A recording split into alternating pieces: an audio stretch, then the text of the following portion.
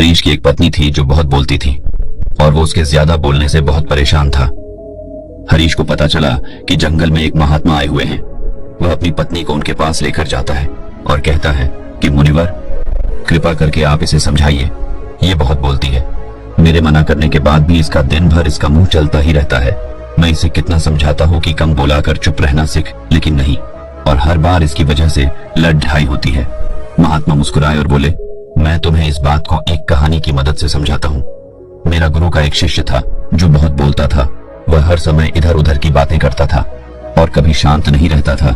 जब वह दान लेने के लिए जाता तो हर घर से एक नई कहानी लेके आता और आश्रम के दूसरे शिष्यों को सुनाता, और एक शिष्य की दूसरे से बुराई करता, चुगली करता और दूसरों के सामने अच्छा बनने का प्रयास करता और खुद के मुंह से ही खुद की तारीफ करता रहता और हमेशा खुद को गुरु के सामने सबसे बुद्धिमान और उत्तम साबित करने का प्रयास करता।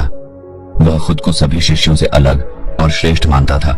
उसका कहना था कि मैं एक अमीर घर का बालक अगर मैं चाहता तो एक आरामदायक और सुविधाओं से भरा जीवन जी सकता, लेकिन मैं वह सब छोड़कर यहाँ आ गया क्योंकि मुझे खोज करना, खुद को जानना है, जीवन को जानना है।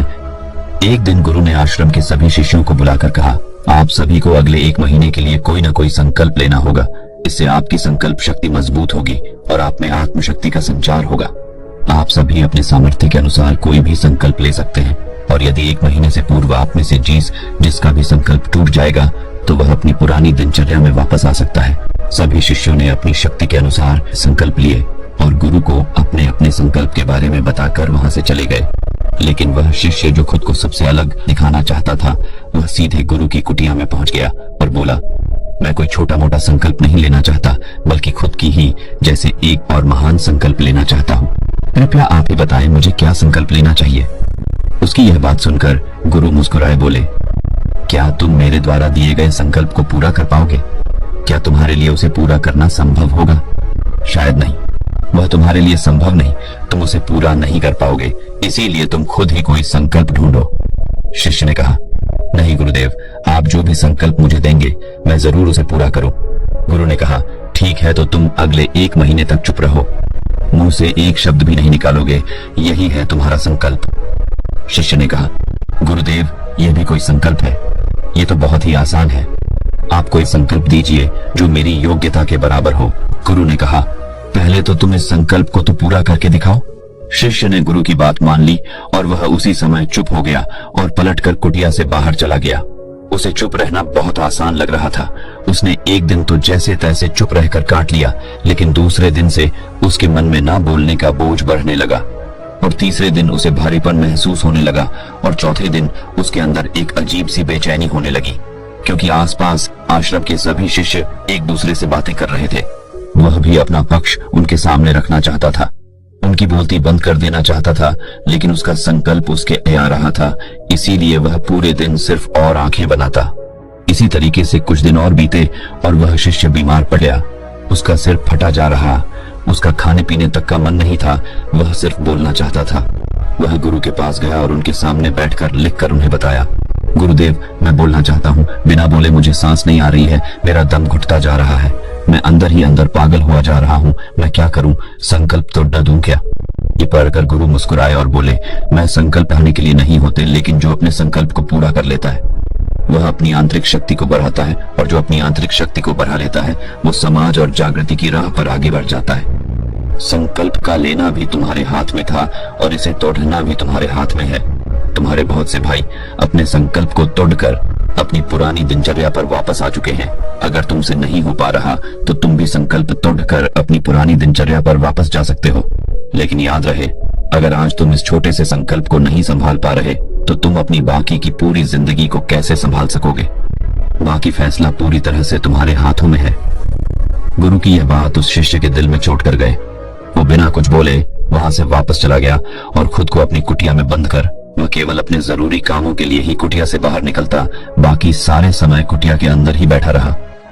15 दिन बीत चुके थे और आश्रम के लगभग सभी शिष्यों का संकल्प अब तक टूट चुका था, लेकिन उसका संकल्प अभी भी जारी था। संकल्प लेने के बाद से अब तक उसने एक शब्द भी नहीं बोला। सारा आश्रम हैरान था कि इतना बोलने वाला इंसान चुप कैसे हो। 15 दिन बीतने के बाद वह दोबारा अपने गुरु के पास गया और लिखकर बताया है, गुरुदेव, मैं बाहर से तो चुप हूँ, लेकिन मेरे भीतर बहुत सी आवाजें हैं, बहुत सी चीख पुकार और शिकायतें हैं। मैं अंदर ही अंदर बात करता रहता हूँ। मेरा मन तरह तरह के प्रश्न पूछता है। मैं बाहर से जितना मोर, भीतर से उतने ही शोर शराबे से भरा। क्या इस तरह से मेरा संकल्प अभी भी है?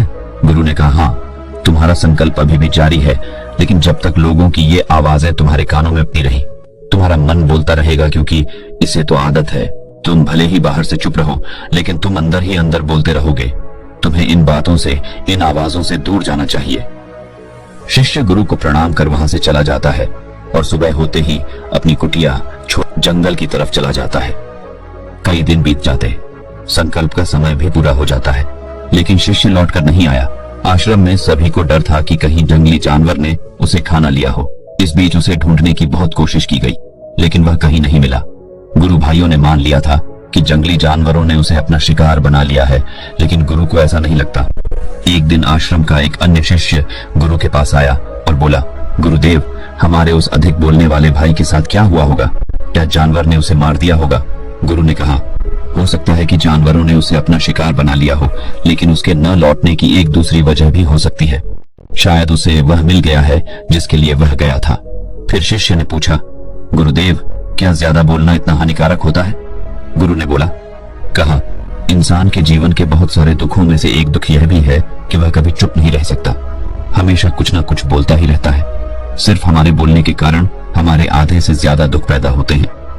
हम में से कोई भी चुप नहीं रहना चाहता। हम बस सामने वाले को सुना देना चाहते हैं। जो भी हमारे मन में है सब निकालकर उसके मन में बैठा देना चाहते हैं। उसे समझा देना चाहते हैं कि देख, तू गलत है और मैं सही। इस तरीके से सुनने और सुनाने का यह काम जिंदगी भर चलता रहता है, लेकिन इस नासमझी में हम अपना समय, अपना जीवन, अपनी समझ और सबसे महत्वपूर्ण अवकीमती पल जो जिए जा सकते हैं, जिनको अनुभव किया जा सकता है, जिनमें आनंद को प्राप्त किया जा सकता है, यह सब खो देते हैं। लेकिन इसके बदले हमें मिलता क्या है? कुछ नहीं, सब व्यर्थ और बर्बाद हो जाता है। शिष्य ने पूछा, तो फिर इसका समाधान क्या है? गुरु ने कहा, पूरी जागरूकता के साथ अपने विचारों को देखना, यही एकमात्र तरीका है।